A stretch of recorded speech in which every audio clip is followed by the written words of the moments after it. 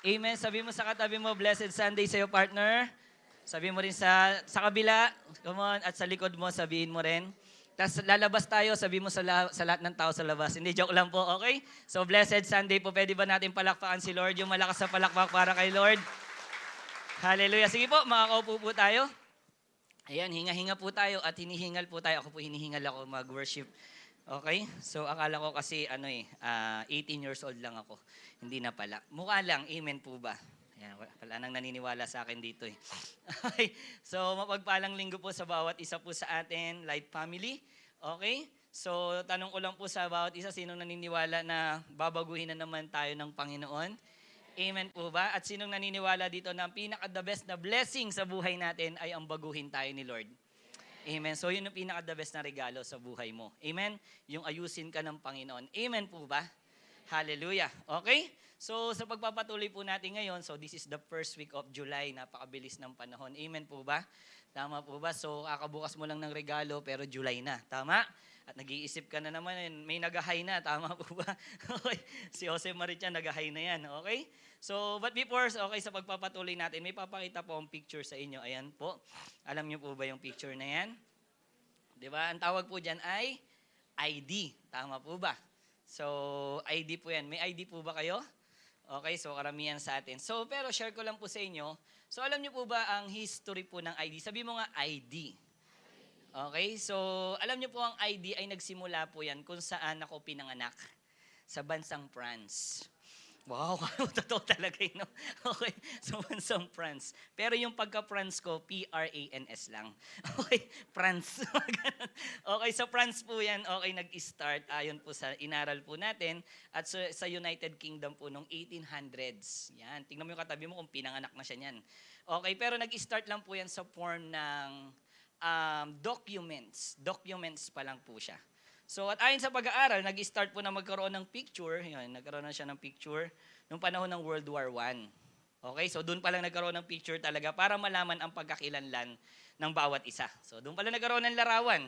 Okay? So pagdating ng 1950 to 1970s, tignan mo yung katabi mo, baka buhay na siya niyan.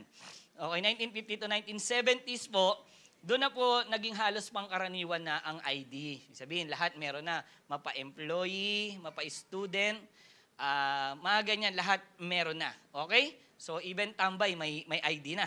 Okay? So, lahat ay nagkaroon na ng ID. Pero, pagdating nung 1990s, yan, mga 90s, taas ang kamay. Ako lang. Wala nang 90s dito. Tayo na lang mag-usap, Bin. Okay?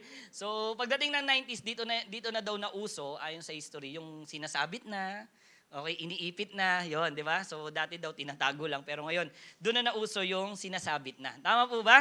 Maalala ko nung grade 1 ako, 1996 grade 1 ako eh. Okay, so ako pinaka-pogi sa school namin noon eh. Yan, diyan kayo talaga. Okay? So, excited ako dun sa ID ko eh. Hindi ko makakalimutan talaga yun eh. Okay, so doon na nag-start yung sinasabit. Tapos ano yun, di ba? Naalala ko nung high school ako, hindi ka pwedeng pumasok sa Jackson kapag wala kang ID. Okay, kaya ginagawa ko, iniiwan ko lagi ID ko. Tama daw pumasok eh. Ma, naiwan ko ID ko. Okay, huwi ako, hindi ako pumasok. Okay? So yan ang ID doon na 1990s, na uso na, sinasabit na siya, may tali, di ba? Tapos may mga bilog-bilog pa, akala mo candy, mga ganun, di ba? So ngayon, and also, okay, pagdating naman sa Pilipinas, pag kumuha ka ng valid ID, kukuha po ako ng valid ID, sige, penging 2 valid ID. Di ba?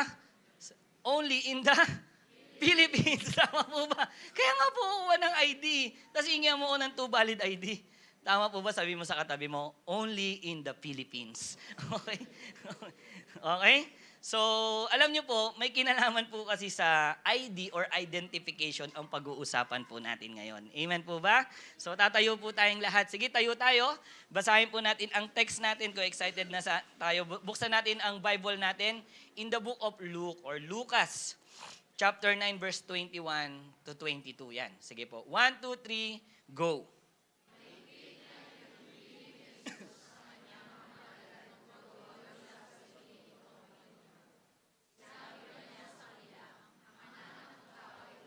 Medyo pause na kasi ako. Okay na.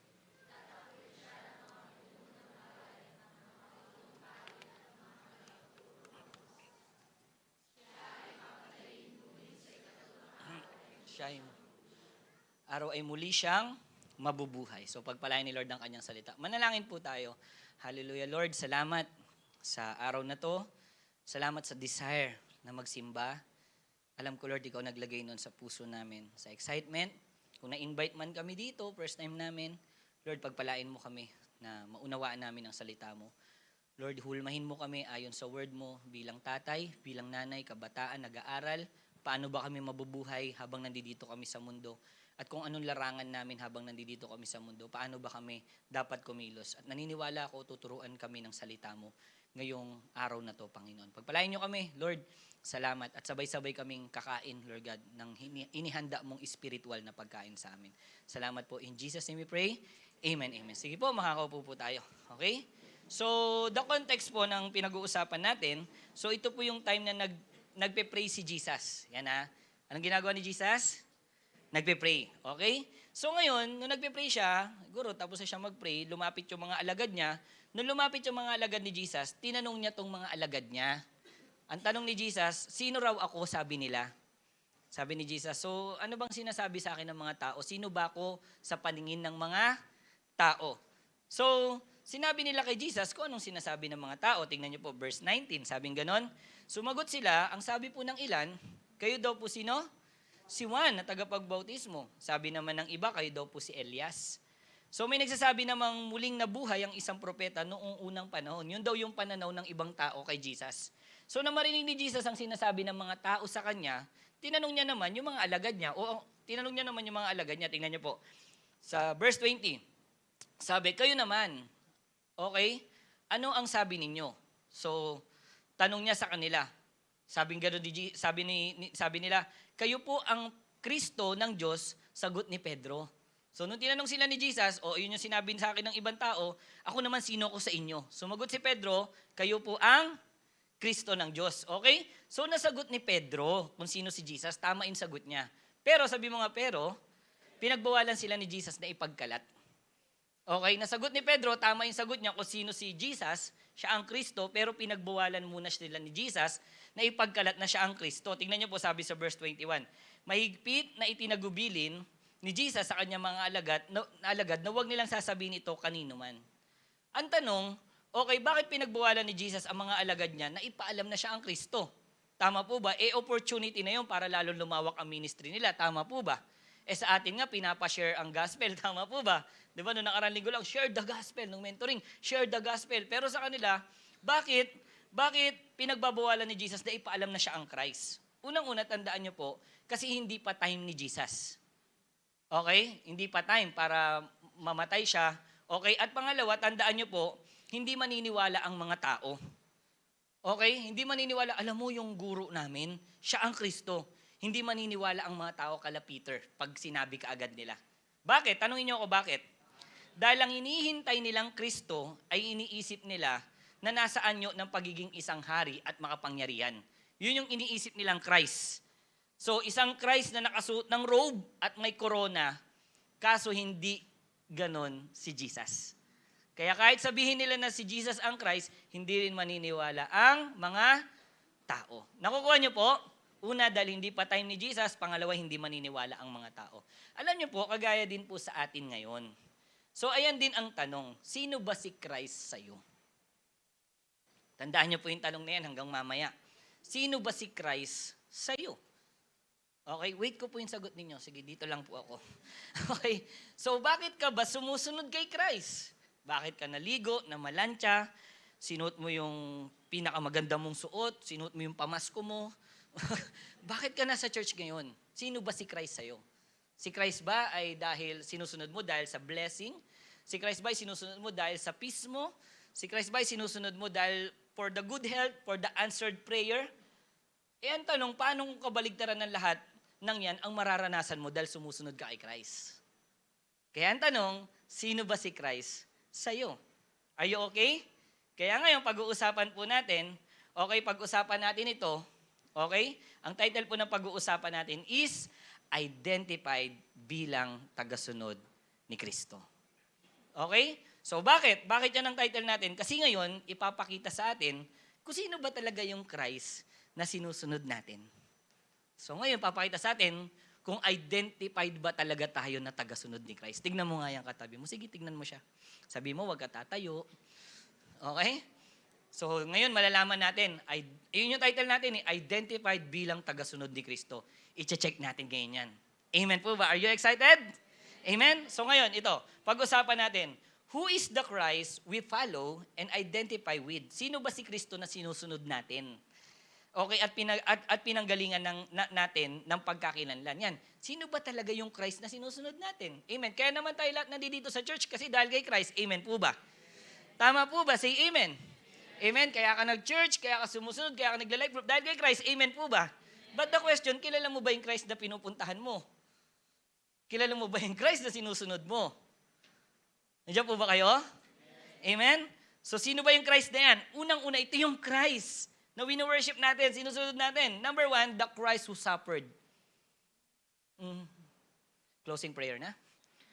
Ayan pala yung sinusunod ko. The Christ who suffered. Sabi, ang Kristong nagdusa. So sabi doon sa verse 22a, sinabi pa niya sa kanila, ang anak ng tao ay dapat magdanas ng matinding hirap. Alam niyo po, bago ang passage na ito, sabi ko nga kanina, tinanong ni Jesus sa kanyang mga alagad, sino ako para sa inyo? Sumagot si Pedro, kayo po ang Kristo ng Diyos. So kung titingnan natin, tama ang pagkakilala ni Peter kay Jesus, na siya ang Mesaya. Amen po ba? Tama ka, Peter, ako ang Mesaya. Kaso, sabi mo nga kaso, ito yon, tama lang ang pagkakilala nila kay Jesus na siya ang Mesaya. Okay? Pero, mali naman ang kanilang pagkaunawa kung anong uri siya ng Mesaya. Nagets nyo? Tama yung sagot niya, ikaw po ang Kristo, ikaw ang Mesaya, pero alam ni Jesus na mali yung pagkaunawa nila sa salitang Mesaya. Nandiyan po ba kayo? Dahil ang inaasahan nila, kagaya ng sinabi ko kanina, ay isang Mesaya na makapangyarihang hari na magpapalaya sa Israel mula sa pagkakasakop sa kanila ng Roma. Sakop sila ng Rome that time. So ang inaantay nilang Mesaya, bababa na makapangyarihang hari. Okay? So ang iniisip nilang Mesaya ay nakakorona, nasa trono. Okay, yun ang iniisip nila. Kaya ngayon, nung pagkasabi ni Peter, kayo po ang Mesaya, sabi ni Jesus, huwag niyo munang ipagkakalat. Sabi ni Jesus. Pero, sabing ganun, bigla silang pinurek ni Jesus. Okay? Tama kayo kung Kristo, pero tinuwid agad ni Jesus. Okay? Tinuwid agad ni Jesus yung pananaw nila, kaya bigla niyang sinabi, pero ako yung Kristo, na ang anak ng tao ay dapat munang magdanas ng matinding hirap. Nakuha nyo? Ang Christ sa kanila, ano? Nasa isip nila, ano? Nakakorona, naka-robe. Pero nasabi ni Jesus, ako ang Kristo. Pero yung Kristo na ako, ay yung dapat magdanas ng suffering. Ipinakilala agad ni Jesus, ang kanyang pagiging Kristo ay hindi magsisimula sa korona, kundi sa tinik. Hindi muna sa palasyo, kundi sa krus muna. Okay? So at hindi muna sa kaluwalhatian, kundi sa pagdurusa muna. Nakukuha niyo po? So yun yung Christ. Amen po ba? At talagang mararanasan daw ni Jesus ang suffering. Sabi mo nga, suffering. Mararanasan talaga ni Jesus ang suffering. Dahil sa word na binasa natin sa text, sabi doon, dapat. Sabi mo nga, dapat. Dapat or must. In Greek is they. Okay? Meaning, it is necessary. Meaning, dapat mangyari, kailangang mangyari. At pagpapakita ito ng divine necessity. Kaya hindi aksidente ang pagdurusa ni Jesus. Amen po ba? Kaya ngayon, nung narinig to ng mga disciple, akala nila, okay, ang tingin ng mga disciple ay pagkatalo ang suffering ni Jesus. Nakuha nyo, talo. Sinusunod natin, magsasuffer pala. Talo. Nakukuha po ninyo. Nandiyan po ba kayo? Kahit naman ikaw si Peter that time, masyasya ka. Amen po ba? Nakukuha po ninyo? Amen? So, ang tingin nila, pagkatalo yung suffering ni Jesus. Pero hindi. Sabi mo nga, hindi. Bakit? Dahil bahagi ito ng walang hanggang plano ng Diyos para sa kaligtasan ng bawat isa sa atin. Ang suffering ni Jesus ay plano ng Diyos para sa kaligtasan ng katabi mo at ng bawat isa sa atin ngayon. Amen po ba? Nakukuha po ninyo? Amen? Dahil sa Old Testament pa lang, tandaan nyo, naka-prophecy na ang mangyayari sa kanyang suffering dito sa mundo. Naka-prophecy na. 600 to 700 years ago, before bumaba si Jesus, alam na magsasuffer talaga ang Messiah. Tignan nyo po, buksan natin, Isaiah chapter 53 verse 3 to 7. Sabi niyan, hinamak siya ng mga tao at itinakwil. Nagdana siya ng hapdi at hirap. Wala man lang pumansin sa kanya. Grabe no? Binaliwala natin siya. na parang walang kabuluhan. Tunay ngang inalis niya ang ating kahinaan, pinagaling niya ang ating karamdaman. Subalit inakala nating iyo'y parusa ng Diyos sa kanya. Ngunit, sabi mo nga, ngunit, yan, sabi niya, dahil sa ating mga kasalanan, kaya siya nasugatan. Siya ay binugbog dahil sa ating kasamaan. Tayo ay gumaling dahil sa paghihirap na dinanas niya at sa mga hampas na kanyang tinanggap. Verse 6, tayong lahat ay tulad ng mga tupang naliligaw. Nagkakanya-kanya tayo. Okay, nagkakanya-kanya tayo ng lakad, ngunit ipinataw ni Yahweh sa kanya ang kaparusahang tayo ang dapat tumanggap. Siya ay binugbog at suffering, tama po ba? Pinahirapan, ngunit hindi kumibo kahit isang salita. Tulad ay isang tupang nakatakdang patayin. Parang korderong hindi tumutol kahit gupitan at hindi umimik kahit kaunti man lang. So tinupad ni Jesus ang prophecy tungkol sa pagiging isang suffering servant. Amen po ba? Pero ginawa ni Jesus yon upang siya ang magdusa at akuin ang ating kasalanan at para maranasan naman ng bawat isa sa atin ang kaligtasan. Amen po ba? Nakukuha niyo po? Amen? So ayan ang dahilan bakit ang sinusunod nating Christ ay suffering servant. Mukhang mahirap yun kung ikaw si Peter. Alam ko Kristo, naka-robe pero biglang magliligtas, biglang suffering. Mukhang mahirap pagdating kung ikaw yung nasa kalagayan ni Peter. Pero naiintindihan natin ang pagiging suffering servant ni Christ, para sa kaligtasan natin. Amen po ba? Pwede ba natin palakpakan si Lord? Amen? Okay? So alam niyo po kasi sa panahon natin, maraming tao, ang gustong sumunod kay Christ. Sino dito gusto mong sumunod kay Christ? Amen? Sino dito gusto mo na ngayon? Hindi, joke lang. Okay? Di ba gusto natin sumunod kay Christ? Amen po ba? Pero alam niyo, maraming gustong sumunod kay Christ dahil lang sa benefits. Okay? Maraming gustong sumunod kay Christ dahil lang sa miracle. Pag sa iyo ni miracle, pag sa kanya, euracle. Ganon. Amen? So, nag-gets niyo po ba? Okay lang po yan. May mabagal, may mabilis, may tama-tama lang. Tama po ba? Okay? So marami, hindi kasi gusto ko ng miracle kaya ako sumusunod kay Christ. Hindi gusto ko kay Christ kasi maraming victory, tagumpay na nararanasan ng buhay ko. Okay? Pero kasi, ayun lang yung akala nilang mararanasan nila kapag sumunod sila kay Christ. Pag tinanggap nila si Christ because of the benefits, magiging okay ang lahat. Okay? Pero gusto ko sabihin sa inyo, totoo naman po yun. Okay? Pero hindi lang yun. Mararanasan naman talaga natin ang miracle ni Lord. Amen. Ang tagumpay kay Lord. Amen. Pero hindi lang yun. Sabi mo sa katabi mo, hindi lang yun. Bakit? Bakit hindi lang yun? Okay? Dahil ang Kristo na ipinakilala ng Biblia ay ang Kristo na una munang nakaranas ng suffering bago glorifying.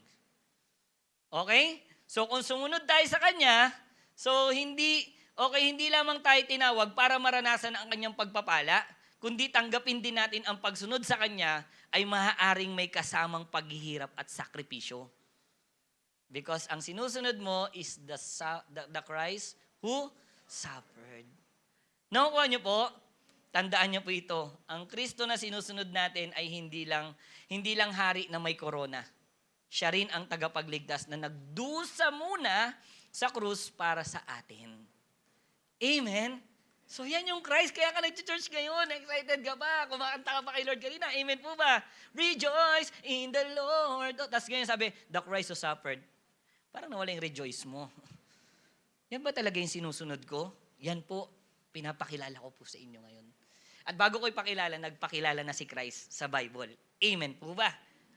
Amen? Kaya kung nasa isip mo, okay, bakit naman suffering Christ ang susundin ko? Ang sagot ko lang naman sa'yo, dahil kung hindi nag-suffer si Christ, hindi ka rin maliligtas. Amen po ba? Kaya tandaan natin, minsan, may mararanasan tayong hindi madali sa ating pagsunod sa Panginoon.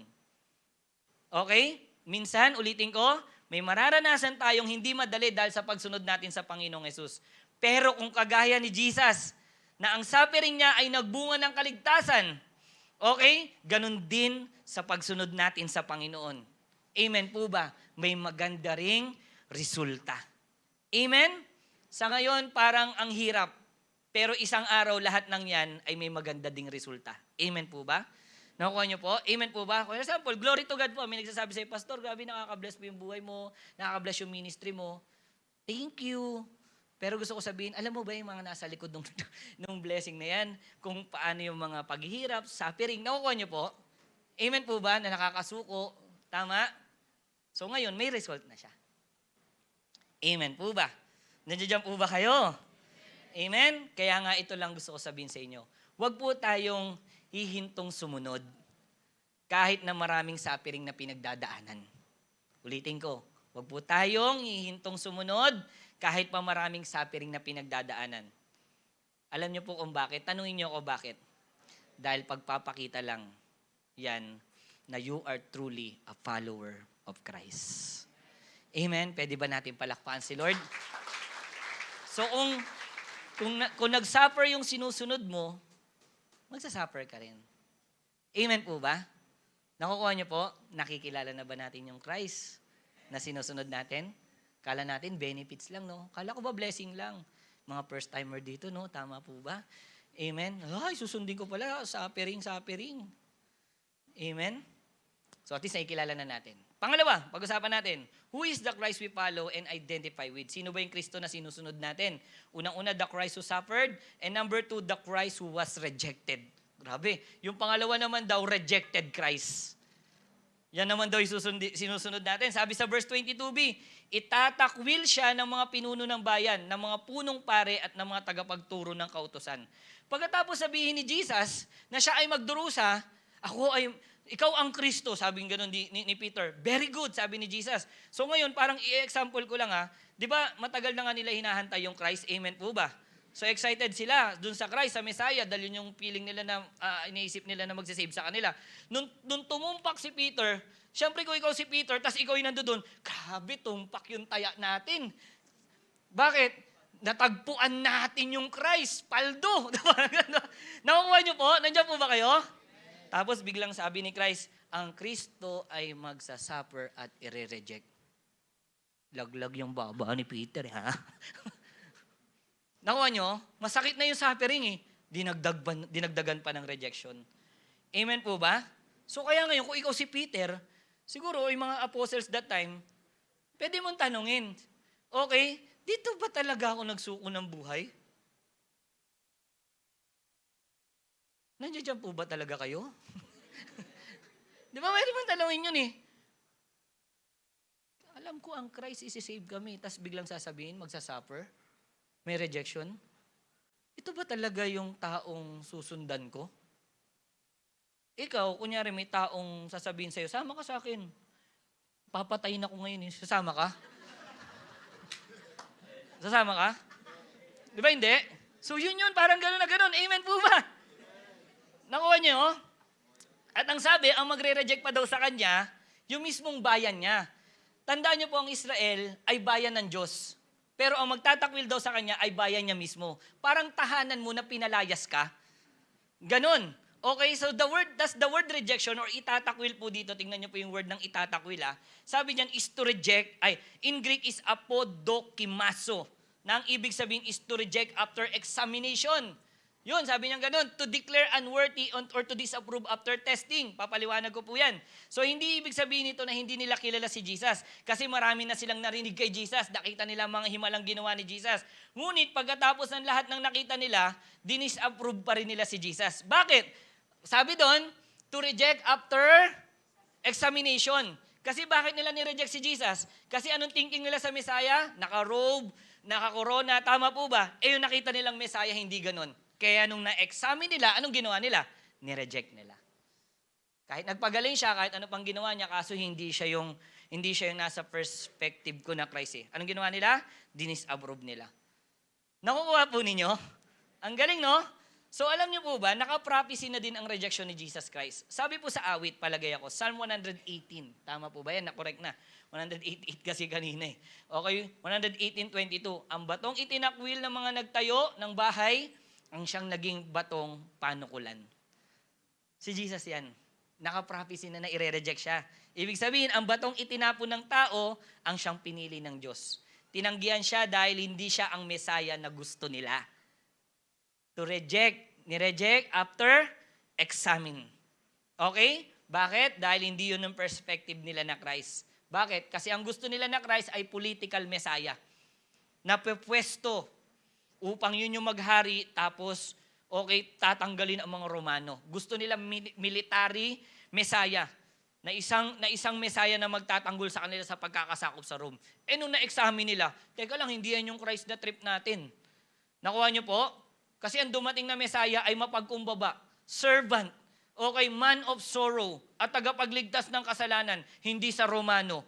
Kaya anong ginawa nila? Ni-reject nila si Jesus. Kasi ibang expectation nila sa nakita nilang Jesus or nakita nilang Messiah. Kaya, Jesus rejected. Are you okay? Nakukuha nyo na yung context? Nandiyan po ba kayo? Say amen nga po? Amen. So, ibig sabihin, ang problema ay hindi si Jesus. Ang problema ay ang expectation ng tao. Okay? So, mas gusto nila yung Kristo na mag-aangat sa buhay nila. Pero ayaw nila yung Kristo na magko-correct sa kanila. Tama po ba? So, ganyan naman talaga ang tao eh. Tingin po kayo sa akin. Di ba ganyan naman talaga ang tao? Ilibre mo, accepted ka. I-correct mo, rejected ka. Tama? Pag nilibre mo yan, ay pambira, yakap na yakap ka niyan. Tingnan mo, sabi mo sa katabi mo, may lilibre kita. Di mo ba sabi, di ba? Baka mamaya maniwala eh. I accept you, sabi naman ng partner mo, no? Pero pambira, i-correct mo yan, i-reject ka niyan. Amen ba? So, ganun yung nangyari. Okay? At ayon sa pag-aaral, ang magre-reject pa kay Jesus, ay yung mga tagapagturo talaga ng law, expert sa law. Pabira, alam nila yung Old Testament. Lahat ng binasa natin, Psalm 118, Isaiah, alam nila lahat na yung darating na Messiah, i-reject. Pero ginawa pa rin nila. Nakukuha niyo po, masakit yun. Amen po ba? Bakit? Kasi alam nilang Old Testament eh. Nabasa nilang totoong darating ang Messiah, kaya nga sila may hope eh. May expectation na may Messiah eh. Mga aral sila, pero sila pa ang unang nag-reject. Amen? Pero kay Jesus, alam niya nang dadanasin niya yon. Amen po ba? Alam na ni Jesus yon. Bakit? Anong sabi? Kaya nga nasabi niya sa mga disciple niya na i-reject ako. Alam ni Jesus yon kasi naka-prophecy na yon. Isaiah 53:3, hinamak siya ng mga tao at itinakwil. So alam na ni Jesus, pagbaba ko dito, i-reject talaga ako. Amen po ba? So alam niyo po, wag na po tayo lumayo. Dahil kahit sa generation natin, nangyayari pa din ang pag-reject kay Jesus. Naniniwala po ba kayo? Tignan mo yung katabi mo. Hindi siya yun. Kamukha niya lang. Okay? So question ko po sa inyo, tingin po kayo sa akin. Sabi ko nga sa inyo, sa generation ngayon, nangyayari pa din na nire-reject si Jesus. Tanungin ko kayo, sinong naniniwala na Diyos si Jesus? Amen. Sinong naniniwala na Diyos si Jesus? Amen. Okay? Sinong naniniwala na alam ni Jesus ang makakabuti sa ating lahat? Sinong naniniwala na mas alam ni Jesus ang makakabuti sa iyo kaysa sa alam mo sa sarili mo? Tama po ba? Amen? So alam ni Jesus yung mas makakabuti kaysa sa sarili mong plano sa buhay mo. Amen po ba? Mas alam ni Jesus yan. Amen po ba? Amen? Alam natin yan. Tama po ba? Pero bakit kapag may pinapasurrender si Jesus, ayaw natin? Kala ko ba mas alam ni Jesus? Nak-surrender mo yan. Hindi kagaganda ng buhay mo yan. Duh. I rebuke you. Nawa nyo? So kala ko ba mas alam ni Jesus? Pero bakit kapag may pinapabago siya sa buhay natin, ayaw natin? Bakit kapag inuutusan niya tayo, hindi tayo sumusunod? Kala ko ba alam ni Jesus? Sabi mo, alam niya, amen po ba? O yun, unti na lang nag-amen. Ayaw na. Kala ko ba mas alam ni Jesus ang makakabuti sa ating lahat? Bakit nung sinabi niya mag-tithes and offering tayo, kinukupit natin? Kala ko ba mas alam ni Jesus na kapag blines mo or binigay mo yung tithes and offering mo, pagpapalain ka niya, amen po ba? O bakit kinukupit mo? Sabi mo sa katabi mo, lilibre kita mamaya, wag mo lang utirahin. Kala ko ba alam ni Jesus? Nandiyan po ba kayo? Sa mga kabataan, taasang kami ng mga kabataan dito. Hindi yung height yung age. Hindi yung height. Kasi yung height ko, pang kabataan lang talaga ako eh. Okay? Okay, 9'2 ako eh, 9'2. Okay, na-guess nyo, 9'2, di ba? Okay, hindi na lumaki na hinto na. Yun, nagets na nila. Okay? So, di ba mga kabataan, okay, sa bawat isa sa atin, alam natin na mas tama ang plano ni Lord pagdating sa atin. Amen ba? Okay? Pero bakit nung sinabi niya mag-true love waits ka, chat ka pa din ng chat?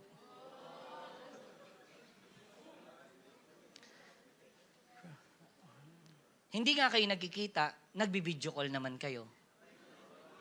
CR lang ako Tagal mo sa CR Tama ba? Amen ba? Ayaw na nila mag-amen.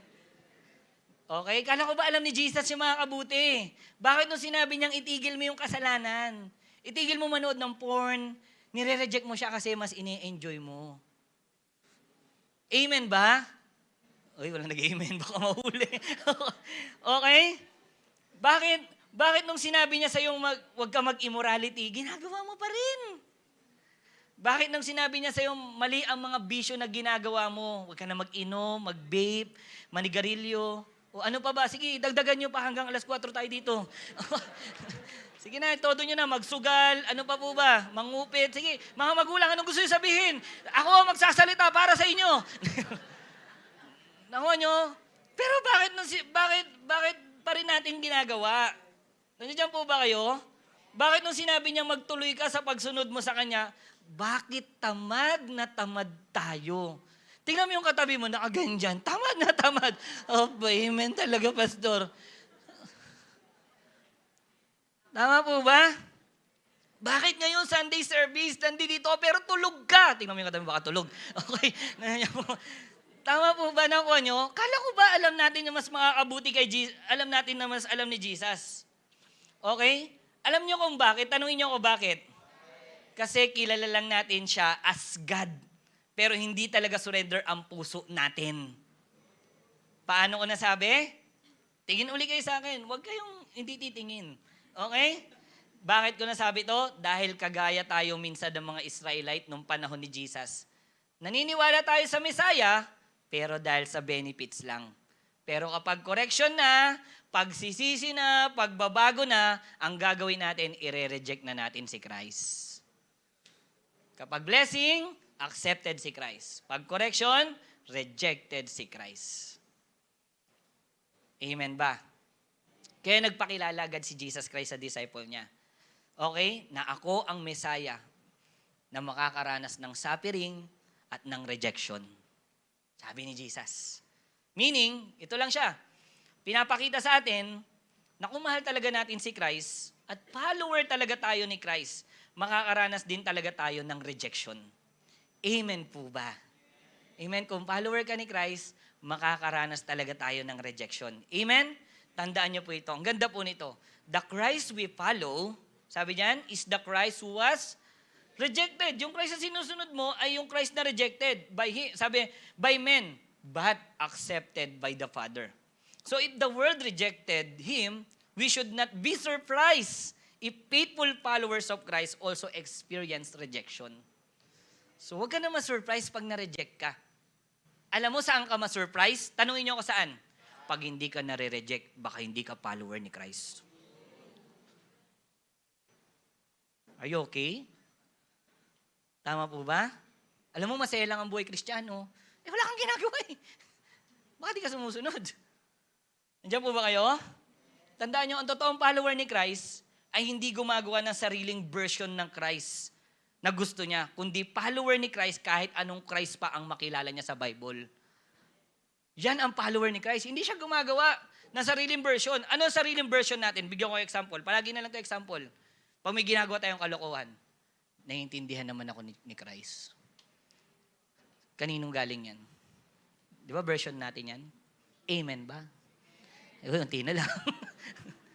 Nakuha nyo, pag may i-defend ka sa sarili mo, pag tinatamad kang mag-serve kay Lord, busy kasi ako, si Christ nga, alam, yung mentor ko, utos ng utos. Reject ko kaya yun. Sarili mong version. Yun ang problema sa atin. Gumagawa ka ng sariling version. O ngayon, tignan mo yung Christ sa Bible, kung yung di sinabi sa'yo. May nabasa ka ba sa Christ, naiintindihan kita. Diba? Sa ginagawa mong kalokohan, naiintindihan kita. Sinabi ba talaga ni Christ? Ano yung Bible mo? Bible? Nandiyan po ba kayo? Yun ang problema, meron tayo sariling version ng Christ. Okay? Kaya ang totoong follower ni Christ, susunod yan kahit rejected na siya. Kasi alam niya, mararanasan talaga ng followers ang nararanasan ng leaders. Amen po ba? Ngayon, yan yung nire-represent ko sa inyo na Christ. Kung bakit ka naligo, bakit ka mabango, bakit ka nag-church, bakit ka nagla-life group, bakit ka nag-win souls, bakit ka nag-community, kasi yan yung sinusunod mong Christ. Nag-suffer at ni-reject. Kaya kung mararanasan mo yan, huwag ka nang ma-surprise. Amen po ba? Sino dito sa topic natin mas lalong pinagtitibay ni Lord yung pananampalataya mo? Amen ba? At least ako, blessed ako bilang pastor. Blessed ako bilang leader ng church. Hindi mo na, pwedeng hindi mo na ako tatanungin. Wala namang masama pa nagtanong ka pa rin sa akin. Pero pwede mo na ako hindi tanungin bakit ka nape-persecute. Alam mo na yung sagot. Sumusunod ka lang kasi kay Christ. Amen? Pwede ba natin palakpakan ang Panginoon? Hallelujah. So who is the Christ we follow? Number 1, the Christ who suffered. Number 2, the Christ who was rejected. Number 3, the Christ who died but resurrected. Yan. Hanggang number 88 tayo dito eh. 3 pa lang tayo, no? Okay? Dito na tayo magla-lunch. Nagpaluto po ako. Okay? So the Christ who died but resurrected. Yan naman yung Christ. Okay? Na pangatlo. Ang Kristong namatay ngunit nabuhay muli. Sabi niya sa 22, siya ay papatayin ngunit sa ikatlong araw ay muli siyang mabubuhay. So ito na naman. Kayo po ang Kristo. Tama ka. Pero ako ang Kristo na magsasuffer, mare-reject, at mako-crucified. Ha? Nakuha niyo po? Bakit? Okay, bakit ganun, di ba? Sabi niya, ako ay papatayin. Siya ay papatayin. Sabi naman ni Christ. At alam niyo po ba yung word na papatayin dito, in Greek is apokteino. Okay? Na nangangahulugang to kill or to put to death. Pag sinabi mo yung word na apokteino, to kill or to put to death, ang meaning ni Jesus dito ay hindi lang siya mamamatay, kundi siya ay papatayin. Mangyayari talaga. Hindi sinabi ni Jesus na ako ang Kristo na i-reject, magsasuffer, pero hindi ko alam kung papatayin nila ako or baka sasaksakin nila ako tapos mabubuhay ako. Hindi ko alam eh. Babarilin. Hindi ko sure, pero hindi. Sabi ni Jesus, sure ako. Ako ay mamamatay. Nandiyan po ba kayo? Okay? Siya ay papatayin. At sa Old Testament pa lang po, marami na nagpapahiwatig ng kanyang kamatayan. Are you excited? Sa Old Testament pa lang, marami na nagpapahiwatig na si Jesus ay mamamatay. Sino to excited? Say amen.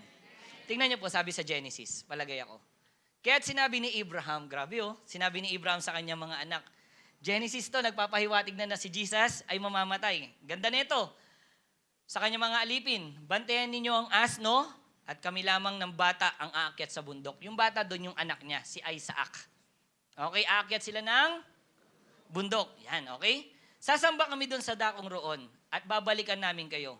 Ipinapasan ni Abraham, kanino? Kay Isaac ang, so buhat ni Isaac yung kahoy, paakyat ng bundok. Okay, ng pagatong, dala naman niya ang apoy, patalim, at magkasama silang lumakad. So it is pagpapakita, okay, na si Abraham may hawak na, si Isaac may hawak na kahoy, paakyat na bundok. Si Jesus Christ, umakyat ng bundok na may hawak na. Nakuha niyo po? Sa Old Testament pa lang, Genesis, nagpapakita na si Jesus ay mamamatay. Balik tayo, Isaiah. Okay? Chapter 53, verse 7 to 8. Siya ay binugbog at pinahirapan, ngunit hindi kumibo kahit isang salita. Tulad ay tupang nakatakdang patayin. Di ba? Parang korderong hindi tumutol kahit nagupitan at hindi umimik kahit kaunti man. Nang siya'y huliin at tatulan upang mamatay, wala man lang nagtanggol sa kanyang kalagayan. Siya'y pinatay dahil sa sala ng sangkatauhan. So nakasulat na, naka-prophecy na mamamatay talaga. Sino? Si Jesus, ang Messiah. Nakuha niyo? So kaya na marinig ito ng apostles na mamamatay siya, so ito na siguro yung pinaka hindi nila matatanggap. Okay pa yung suffering. Okay pa yung rejection. Pero mamamatay ka? Parang hirap yata noon. Tama po ba? Ilagay niyo yung sitwasyon niyo kala Peter sa mga taong nandoon na sumusunod kay Lord. Mahirap hindi? Hirap, tama po ba? Kaya anong ginawa ni Peter? Nung narinig niya na mamamatay si Jesus, sabi ni Jesus, mamamatay ako. Bigla niyang kinuha si Jesus, dinala niya sa gilid. Tingnan niyo po, sabi sa verse, palagay ako. Sabi niya, no, sa Matthew, okay, ito yung same ng kwento. Sa book of Matthew naman tayo kumuha. Matthew 16:21-23. Mula noon, ipinaalam na ni Jesus sa kanyang mga alagad, okay, ang mangyayari sa kanya, sinabi niya, dapat ako magtungo sa Jerusalem at magdanas ng maraming hirap, suffering sa kamay ng mga pinuno ng bayan, mga punong pare at tagapagturo ng kautusan. Ako'y papatayin. Ngunit sa ikatlong araw, ako'y muling mabubuhay, sabi ni Jesus. So, nung narinig ito, anong ginawa ni Peter? Dinala siya ni Pedro sa isang tabi at pinagsabihan. Grabe, pinagsabihan niya si Jesus dito. Sabi niya, Panginoon, wag nawang itulot ng Diyos kailanman hindi yan mangyayari sa iyo. Wow, concern. Verse 23, ngunit hinarap siya ni Jesus at sinabihan, lumayo ka, Satanas. Hindi, walang ganon. Okay? So hadlang ka sa aking landas. Ang iniisip mo hindi sa Diyos kundi sa tao. Nakuha ninyo? So ibig sabihin, pinapakita lang dito yung normal response ng isang follower. Siguro hindi ako rin, para masasabi ko, kung ako'y nandoon, teka lang, parang mali ata. Tama po ba? Okay? Normal response po yun ng isang follower sa kanyang leader na biglang nagbitaw ng salitang, ako ay mamamatay. Tama po ba? Normal yun. Bakit? Tanungin niyo ko bakit? Magkakasama na sila for 2.5 years. Ang dami na nilang nilakaran. Kapal na nga ng kalyo ni John eh. Haka ni Matthew eh. Naupod na yung jet ni Peter eh. Saka yung abibas ni kakalakad nila. Punta ng kung saan pumupunta. Tama po ba? 2.5 years na sila magkakasama. Okay? So maraming timeline na, marami na silang pinagsamahan. Marami nang ginibap si Peter, okay? Marami na silang paglalakbay. Sa timeline na yun, marami na silang narinig kay Jesus. Marami na silang nakita kay Jesus. Grabe, nakita nila si Jesus kung paano magturo. Ang galing ni Jesus. Ito talaga yung mentor ko. Galing magturo. Manghang-mangha sila kay Lord. Tama po ba? Yung mentor namin, pambira, nagpagaling ng bulag. Nakapagpalakad ng pilay. Ang sarap nun kung yun yung mentor mo. Amen po ba? Tapos nagpakain ng 4,000, ng 5,000. Masarap yun, hindi. So yung makita mo yun, tingin kayo sa akin ha, ikaw si Peter at ang mga apostles, pambira ko nagpakain ito ng 4,000, 5,000, hindi ako magugutom dito. Tama ba? Amen ba? So talagang isusuko buhay ko dito. Amen po ba? Tapos biglang sabi niya, ako ay mamamatay. At tumigil ang mundo. Nakuha nyo? Di ba? Parang lahat ng expectation mo. Tapos sabi ni siguro nila Peter, pamiray, mentor ko, nagpapagaling niya, nagpakain ng 5,000 yan, 4,000. Galing ng mentor ko, galing niya magturo. Tapos sasagot ko na siya ang Christ. Totoo pala siya ang Christ. Tapos sabi niya, ako ay mamamatay. Buo na yung kwento kay Peter eh. Buo na yung kwento sa mga apostles. Tapos biglang, ako ay mamamatay. Biglang gunaw din kaagad. Hindi ko alam po, ako lang talaga nakakaramdam ng ganito. Nararamdaman niyo po ba ako? Amen po ba? Nakuha nyo? Kaya pag pinento niya yan, gaganyan-ganyan din kayo. Di ba? Di ba? Ganun eh. Hindi ko alam, na-excite po ba kayo? Di ba? So, ganun yung pakiramdam. Okay? Tapos bilang sasabihin ni Jesus, ako ay mamamatay at ipapako sa krus. Kung ikaw si Peter at ang mga apostles, ang pakiramdam mo, para kang na-scam. Pinasahod ka lang. Tinaya mo uli. Binuhos mo pa. Nakuha nyo? Pakiramdam mo para kang na-scam. Tapos biglang mamamatay. Tinaya ko ang lahat, biglang mamamatay. Kaya tanong ko sa inyo, kung ikaw si Peter that time at ang mga apostles, na nalaman mo yung dadanasin ng mentor mo, susunod ka pa ba din ba kay Jesus? Di ba ang hirap sagutin? Tama ba? Siyempre, ilagay mo yung sarili mo personal. Di ba ang hirap? Amen po ba? Nakuha nyo? May tanong ako sa inyo. Sino dito nakaranas ka na ng yung matulog sa, naghahanap ka ng hotel? Kasi ako, nangyari yun nung mag-anniversary kami ni Juna, naghahanap talaga ako, ganun. Nakita ko mura lang. Pero maganda naman, magandang Airbnb. So sabi ko, wow, mura lang to. Pero sa likod pala nun, may bayad yung parking, may bayad yung swimming pool. Ang masakit doon, tumalon ka na. Wah! Basang-basa ka na. May bayad po. Ha? Ganun, di ba? So sa likod pala nun, di ba? Walang food, walang libreng almusal. Ganun pala yun. Kaya pala mura. Tama po ba? Okay, di ba may mga naranasan na natin yan? Ay, sorry po. Hindi pala. Okay? So di ba maraming na-scam na sa ganyan. Tama po ba? Say amen. So parang ganun yung mga apostles sa naranasan nila. Akala nila, nung sumunod sila kay Jesus, grabe, ang ganda na ng lahat. Nung tinanggap nila si Jesus, akala nila, hayaay na ang lahat. Okay na ang lahat.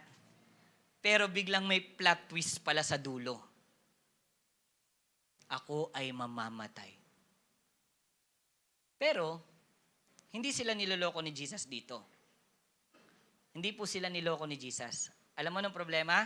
Mali lang sila ng pagkakilala kay Christ. Amen? Honestly, sa atin ngayon, alam naman natin ang kwento na totoong mamamatay si Jesus. Tama po ba? Amen? Alam natin yung kwento na totoong mamamatay si Jesus, pero alam din natin yung kwentong muli siyang mabubuhay. Tama po ba? So pag binabasa mo yung Bible, nalulungkot ka na, ito na, dinadakip na siya. Siguro nanggigigil ka pa, ba't hindi ka sumagot ka si Jesus? Dapat sumagot ka, pinagtanggol mo yung sarili mo. Di ba? Habang binabasa mo yung gospel. Okay? So nalulungkot ka hanggang pinako na siya, namatay na si Jesus. Pero yung kalungkutan mo na yun, tapusin ko na nga lang ito, binabasa ko lang, muli siya mabubuhay. Muli siya nabuhay. Ay, tapos ang ganda naman ng araw ko ngayon kasi muling nabuhay si Jesus. Kaya mo siya tapusin ng 1 oras, 30 minutes yung kwento. Tama po ba? Pero ilagay mo yung sarili mo kay Peter. Ilagay mo yung sarili mo sa mga apostles na nakikinig doon. Sasabihin ni Jesus, ako ay mamamatay. Di ba ang hirap? Tama po ba? Kahit sabihin pa ni Jesus, huwag kang magalala, ako ay muling mabubuhay. Ang hirap nun. Tama po ba? Hindi ko alam kung nahihirapan kayo eh. Amen po ba? Ang hirap nun. Amen po ba? Okay? Nakukuha po natin? So, ganun yun. Okay, kumbaga, mas madali na sa atin kasi buo na yung istorya ng pagliligtas ng Panginoong Yesus. Pero bilang followers, okay, napakahirap nun. Amen po ba? Kaya tandaan nyo po ito, bilang followers. Okay?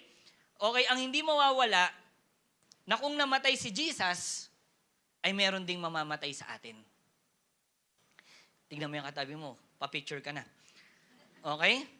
So si Peter at ang mga apostles, namatay talaga sila kagaya ni Christ. At ang mga first Christian sa Book of Acts, nung umakyat na si Jesus, may mga namatay talaga. Literally. Namatay talaga sila. Okay? Tanong ko sa atin, paano kung hahantong din tayo sa ganyan? Susunod pa ba tayo? Mamamatay ka rin? Susunod ka? Mahirap, tama po ba? Like Christians sa Middle East, sa China. Ang hirap, pag pinanood nyo yung mga Christians sa China ngayon, panoorin nyo sa YouTube. Ang hirap, susunod pa tayo? Or maybe, hindi naman literal na pagkamatay ng katawan natin. Pero yung mamamatay tayo sa kasalanan na ine-enjoy natin. Okay? Kasi maraming tao ngayon, ang tingin sa pagsunod kay Lord, ay magiging okay lang ang lahat. Alam mo, ganda sa church, punta ka sa Light Church, sarap, ganda mag-worship, rejoice in the Lord always. Di ba, sarap-sarap talaga, damang-dama ko talaga si Lord. Okay? So, ang pakiramdam ng mga tao, pag sumunod sila kay Lord, okay lang ang lahat. E paano kung kaakibat ng pagsunod natin kay Lord, ay may sacrifice na? May gagawin ka na hindi mo naman dapat ginagawa.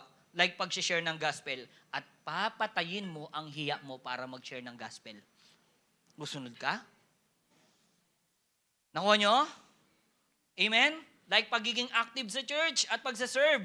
Napapatayin mo ang sarili mong oras na dati ay sa'yo lang. Mag-church ka lang dati kapag trip mo eh. Tama po ba? Ako ganun ako eh.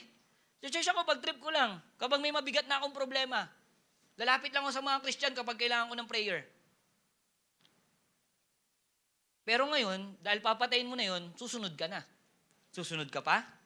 So kapag ganyan na ang sitwasyon, follower ka pa din ba ni Christ?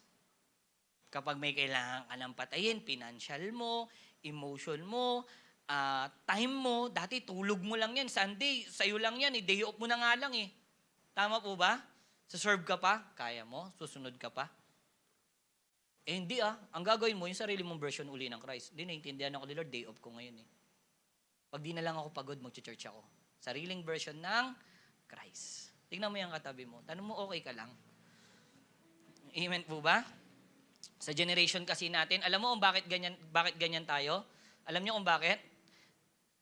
Tingin po kayo sa akin. Tingin po kayo lahat. Kaya ganyan tayo, kasi marami ngayon, Christian lang, pero hindi follower. Christian lang, pero hindi follower. I remember 2018. Isa to sa favorite ko at isa talaga sa kinorek talaga ako ni Lord. Light group topic to. Si Pastora Jenny Madronio yung nagbaba. Sabi niya, maraming sumusunod kay Jesus kasi fan lang sila ni Jesus pero hindi talaga follower. Fans lang pero hindi follower. Alam niyo yung fans? Pag fan ka lang, yung kinikilig ka lang sa iniidolo mo, tama po ba? Kasi sikat lang sila kaya idol mo sila ngayon. Tama po ba? Pag laos na sila, wala na. Tama ba? Kapag may maganda lang nangyayari, sumusunod ka sa kanila. Tama ba? Minsan ganun tayo kay Lord. Yung idol mo ngayon, like kunyari, BTS. Kung uutusan ka ba niya, susunod ka. Kung may papagawa ba siya sa'yo, tara mag-share tayo ng gospel, susunod ka. Di ba? Hindi. Minsan ganun tayo kay Lord. Fans lang tayo ni Lord. Pero hindi talaga tayo follower. Christian, pero hindi follower. Marami ngayon nagcha-church lang. Kasi nakasanayan. Kasi may bagong damit. Suot niya na yung pamasko niya. Pero wala talagang planong sumunod. Active ako sa church. Ang tanong, active ka bang i-apply yung natutunan mo sa church? Alam mo ba't ganon? Kasi marami ngayon, religion mindset pa rin, pero hindi commission mindset. Religion lang. Alam niyo kung bakit? Tanong niyo kung bakit? Dahil ang pagkakilala kay Christ ay Messiah na magliligtas at blessing lang. Peace lang, comfort lang, pero hindi pagsisilbihan na Christ. Pero hindi yung Christ na hindi yung mamamatay siya sa Christ na yun. Ayaw niya yun. Kaya Light Family, alam ko mabigat to sa atin. Naiintindihan ko kayo habang ginagawa ko to. Alam kong ganyan yung magiging tingin nyo sa akin. Yan. Para kayong inaantok. Gusto ko sabihin sa inyo, ayan ang Christ na sinusunod natin. Amen? Christ na mamamatay at bilang tagasunod, may mga mamamatay din talaga sa atin. Not necessarily, literal, pero pwedeng oras, pwedeng pera mo, pwedeng sarili mo, time mo na lang. Nakukuha niyo po? Amen po ba? Pero kailangan eh.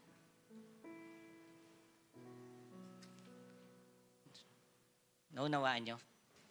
Amen? Alam niyo po dito ako magtatapos. Nung nalaman ba nila Peter, nila John, nila Matthew, nalaman ng mga apostles na ang Kristo na sinusunod nila ay dadaan ng suffering. Nandiyan ba yung tanong na yun? Ayan.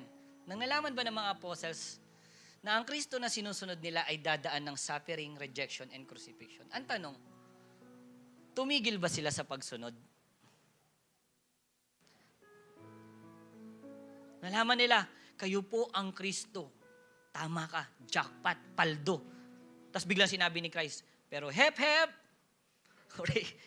Mali kayo. Alam ko yung Kristo na nasa isip ninyo. Hindi yun. Ang Kristo na ako ay dadanas ng suffering, rejection, and crucifixion. So kung ikaw yung mga apostles that time, mahirap yun. Tama po ba? Hindi tayo magpapaka-impokrito. Mahirap yun. Amen? Tama po ba? Amen po ba? Pero ang tanong, tumigil ba sila sa pagsunod? The answer is no. Hindi sila tumigil sa pagsunod. Sabi sa Acts, Gawa, chapter 5, verse 40-42. Tignan niyo po Pinasok nilang muli ang mga apostol. At matapos ipahagupit at pagbawalang mangaral sa pangalan ni Jesus, ang mga ito'y pinalaya. Anong naranasan ng mga apostol? Pinahagupit. Okay? Sabi nga nun, nilisan ng mga apostol ang kapulungan at sila'y galak na galak sapagkat minarapat ng Diyos na sila'y magdanas ng kahihiyan alang-alang sa pangalan ni Jesus. At tingnan yung ginawa nila. At pinagbawalan na.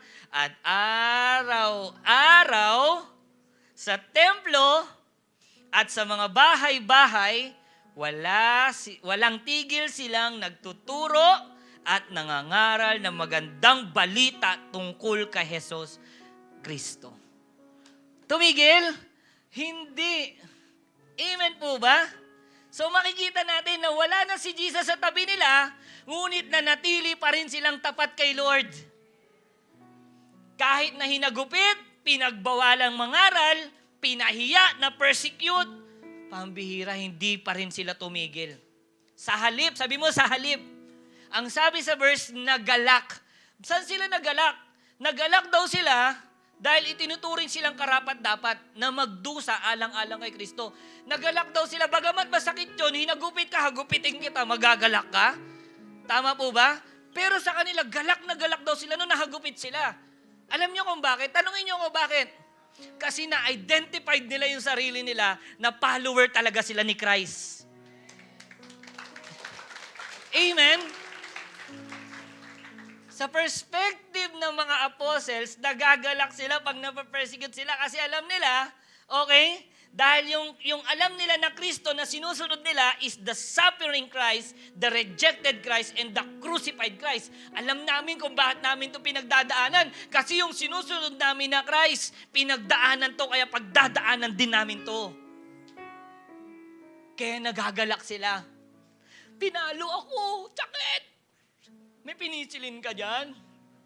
Pero okay lang. Bakit? Dinadanas ko. Kasi tama, sumusunod ako kay Christ. Kaya kapag walang hagupit sa'yo, walang suffering, kabahan ka na. Kasi doon mo matatanong, sumusunod ba talaga ako sa Panginoon? Pero kung nararanasan mo yan, totoong follower ka ni Christ. Amen? Huwag ka nang ma-surprise pag pinagdaanan mo yan. Amen po ba? Kaya church, bilang challenge, baunin natin to, bilang challenge. Follow Christ, not just Christianity. Follow Christ, not just Christianity. Be Christ-like, not just a Christian. Sumunod ka kay Christ, hindi dahil sa Christianity, hindi dahil marami ang light. Ay, hindi dahil lahat ng tropa ko kasi nasa light na eh. Christian na, kaya magiging Christian na rin ako. Napansin ko mas masaya doon kaysa sa dati, kaya doon na lang ako. Hindi ganun. Hindi ka nag-church sa light o hindi ka nag-church dahil sa Christianity.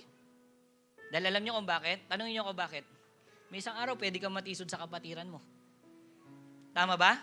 Pwedeng ma-disappoint ka sa kapatiran mo. Amen ba? Kaya hindi ka susunod kay Christ dahil sa Christianity. Susunod ka kay Christ mismo. And be Christ-like, not just a Christian. Huwag ka lang maging Christian, maging Christ-like ka. Amen po ba? Nakuha niyo po? Bakit? Tandaan niyo to. Marami talagang pagsubok na haharap sa atin bilang follower ni Christ. Maaring pagtawanan ka. Ako, nung naging Christian ako, nandiyan pa nga yung isa eh. Binuhat-buhat pa ako. At kinakantahan pa ako, buhay ng Kristiyano ay masayang tunay. Alam mo yun, sa team kasi namin, bangko ako eh. MVP ako, most bangko player. Pagtambak na ipapasok ako. Tapos bago ko ipasok dahil tambak na, bubuhatin nila ako. Mga 6-footer sila, kaya nga nila buhatin. Tapos kumakanta pa dahil nga Christian na ako noon, buhay ng rinig na rinig ng buong court. Ako nyo, minsan, i-reject ka, minsan pag-day-tripan ka pa, totoo yun. Mag-basketball ka, sisiku-sikuhin ka, tapos sasabihin sa'yo, pagsubok lang yan, pastor. Sikuhin ko kaya ito. Daming pagsubok, amen po ba? May mga pagkakataon na mawawalan ka ng opportunity dahil pinili mo maging faithful kay Lord.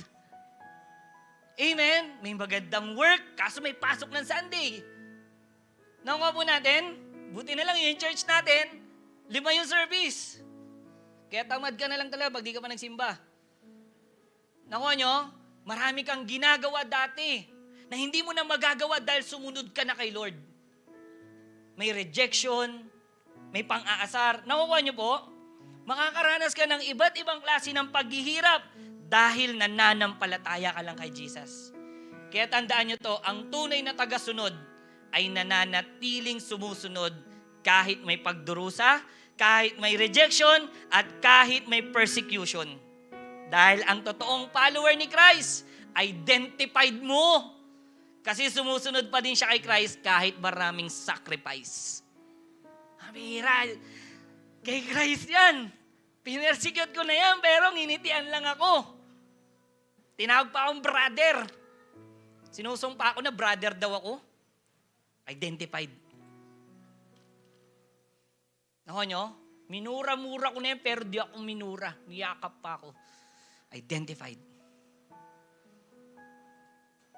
Kesa na may minura-mura ka, minura mo din. Yun na mahirap. Amen? Ang totoong follower ni Christ, identified mo kasi sumusunod pa din. Amen? Marami talagang sasubok. Pero nawa sa lahat ng pagsubok na yun, lumilitaw ka. Kuha nyo? Umaangat ka na follower ka ni Christ. Amen po ba? Kaya alam niyo po sa buong buwan ng July 2026, sabi mo sa katabi mo, wag kang a-absent. Sabi mo sa kabila, susunduin kita. Church, sa buong buwan ng July 2026, wala tayong ibang gagawin kundi magpahulma kay Lord. Magpahulma kay Lord upang maging tunay na follower ni Christ. Upang kahit maraming pagsubok, papahulma ka kay Lord.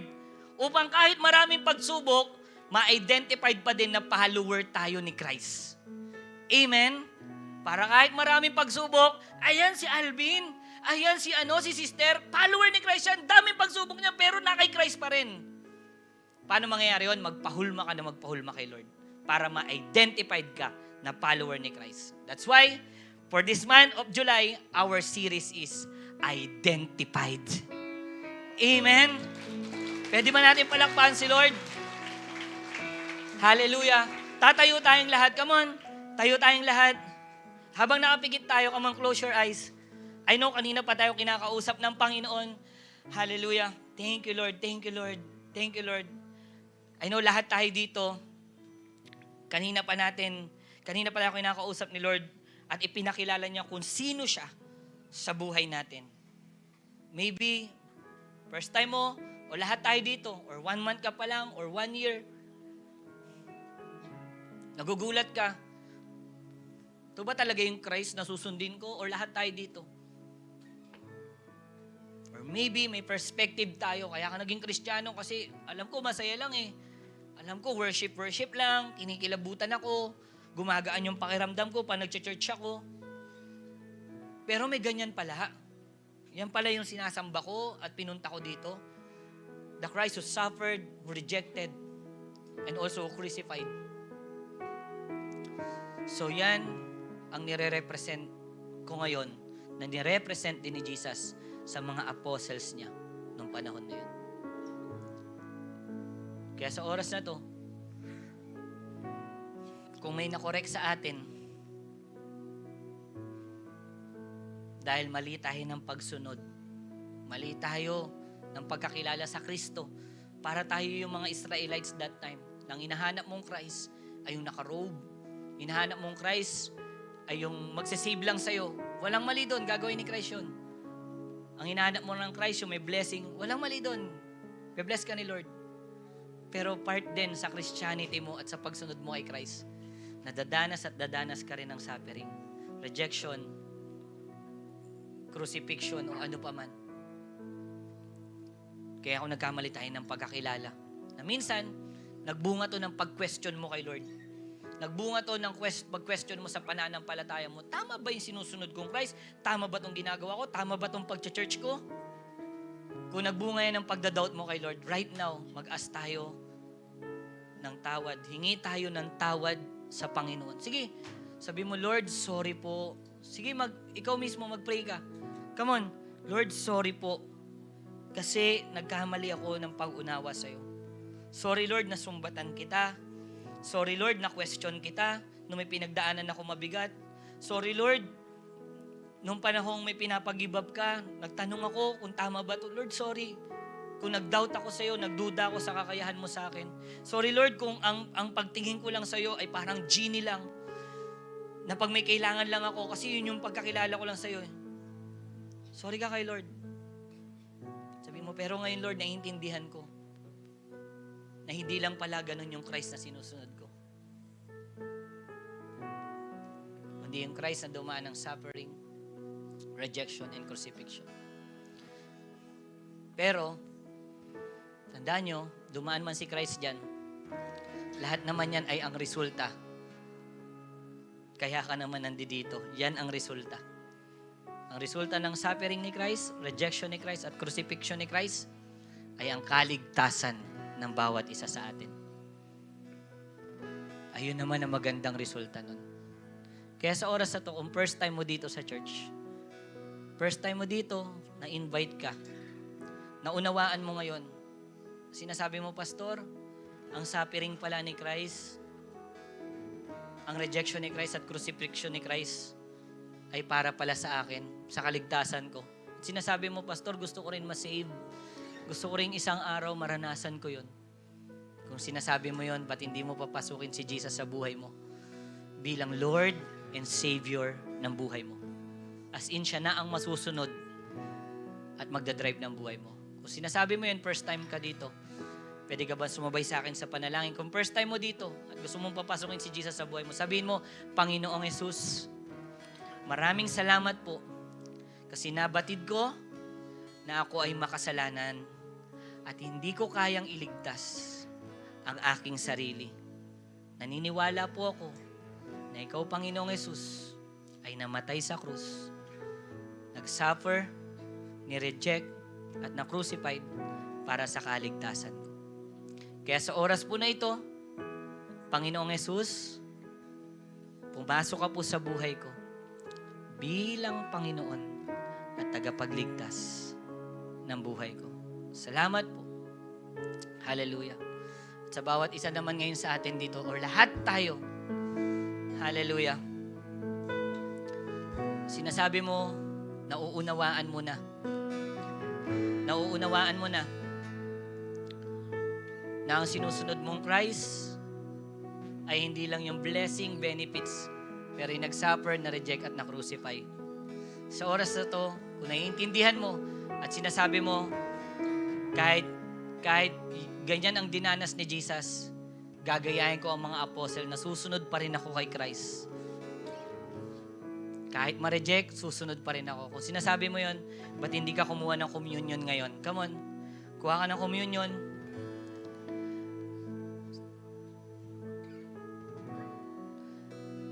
Hallelujah. At sa pagkuha mo ng communion na to, ito ang nagpapaalala sa atin na truly, si Jesus Christ ay nag-suffer, si Jesus Christ ay ni-reject, at si Jesus Christ ay na-crucify. Pinapaalala sa atin to. Pero ang pag-alaala din naman na to, ito ay pag-alaala ng ginawa ni Jesus Christ sa cross para sa kaligtasan nating lahat. Hallelujah. Kaya sa oras na to, ikaw na ibinibigay ang buhay mo sa Panginoong Jesus, tanggapin mo ang communion elements na to bilang pag-alaala sa ginawa sa atin ng Panginoong Jesus. Hallelujah. Bakan mo ang tinapay at ang saro, tayo ay mananalangin. Panginoon, salamat sa iyong katawan na nabayubay sa krus upang kami lumaya sa pagkakaalipin at magsipaggaling. At salamat sa iyong dugo na dumanak para sa paglilinis ng aming kasalanan. Inaalala po namin ang iyong ginawa upang kami maging mga anak ng Diyos. At ginagawa po namin ang banal na hapag na ito bilang pag-alaala sa iyong pag-ibig. Bless the cup and bless the bread. Kainin po natin ang tinapay. Sunod po natin ang saro.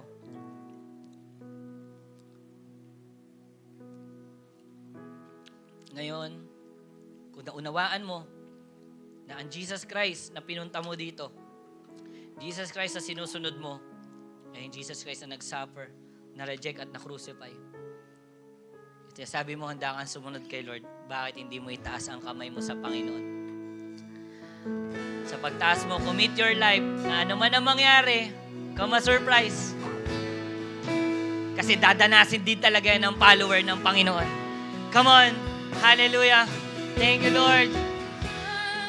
Kaya sa oras na to, Light Church family! Light Church family! Woo! Hindi mo lang susundin si Christ dahil sa blessing. Hindi mo lang siya susundin dahil sa comfort. Hindi mo lang siya susundin dahil sa peace, sa good health, sa benefits. Kundi susunod ka kahit dumaan ka ng suffering, ng rejection, kahit dumaan tayo na may mamamatay sa atin, may mawawala sa atin, masasaktan tayo, mapapersecute tayo, susunod tayo. Bakit? Kasi nauunawaan at naiintindihan mo na ang sinusunod mong Christ, ang Kristo na meron ka ay dumaan dyan. Kaya bilang menti at tagasunod ng Panginoon, mangyayari din sa atin yan. Come on! Pero wag kang matakot. Wag kang matakot. Hallelujah! Come on! Kasi kung may magandang resulta ang nangyari kay Christ, ganun din sa ating lahat. Kaya sa oras na to, nawa kahit anumang pagdaanan mo, anuman ang maranasan mo, gaano man kabigat ang problema, nawa paglabas natin ng church, ma-identify tayo na follower ni Christ. Come on! Yes, Lord! Gaano man kabigat, gaano man kahirap, gaano man kasakit, ano man ang pagdaanan natin, naiintindihan mo man, nauunawaan mo man o hindi, pero ma-identify pa rin tayo na follower ng Panginoong Jesus. Come on! Kaya right now, come on, taas mo yung kamay mo at gawin mong commitment ang kantang to na sabihin mo, Lord, no turning back. Masakit, mahirap, nakakaiyak, Panginoon, pero I have decided to follow you, Lord. Come on! Hindi ko alam anong pinagdadaanan mo. Hindi ko alam gaano kabigat at gaano kasakit ang meron ka ngayon dahil Kristiyano ka. Pero gusto ko sabihin sa'yo, tama ang ginagawa mong pagsunod kay Lord. Walang mali na ginagawa mo.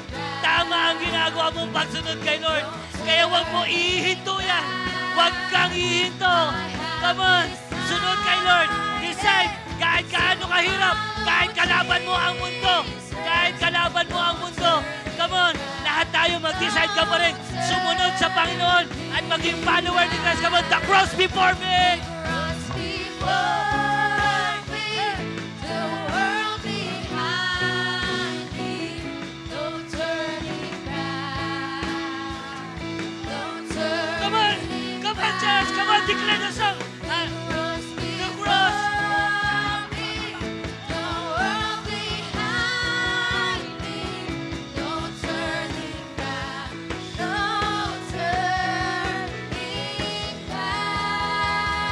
Is enough. Christ is enough for me.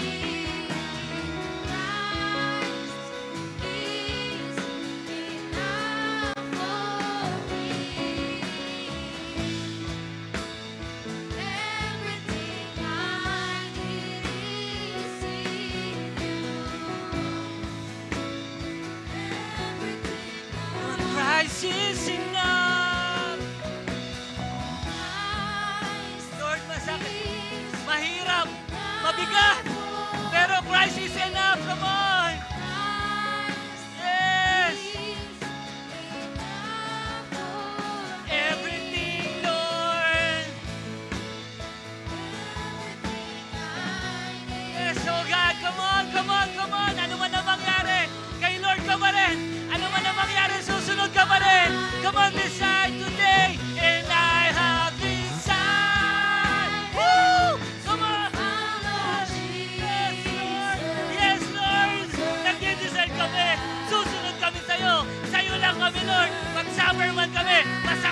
kami, i-correct mo man kami, mahirapan man kami, hindi man namin naiintindihan, Lord. Pero nagdidesire kami today, Lord. Susunod kami sa'yo. No turning back, Lord. Come on, come on, come on. Sing it again. I have decided. Hey, come on. Yes.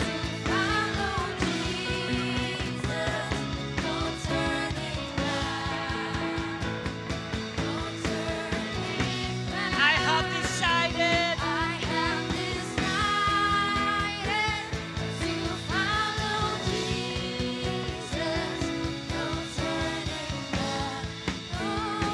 Come on, raise up your hands to God. Yung mas mataas pa, declare the song, Christ is enough. Come on.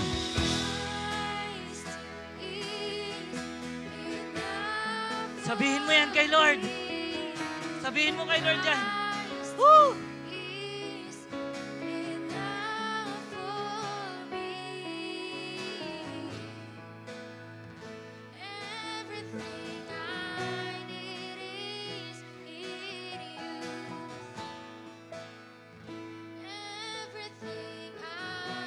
Come on, for the last time, sing, Christ is enough.